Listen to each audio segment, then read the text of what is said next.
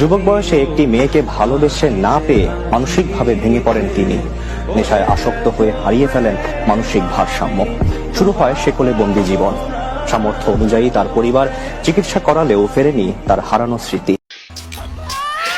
আমি এখন last warning দিয়ে দিতেছি, এখন যদি তুমি না আসো আমি তোমার গোপন নিয়ে ভিডিও সবগুলো আমি সোশ্যাল মিডিয়া আমি ছেড়ে দেবো।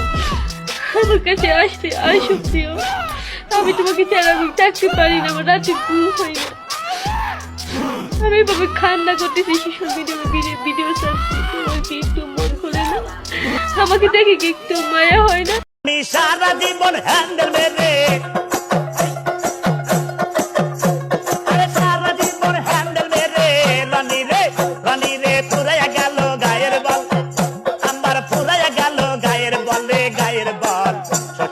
দান করেছে হ্যান্ডেল মারার কল দাদা রে, শ্বশুর আমায় দান করেছে হ্যান্ডেল মারার কল।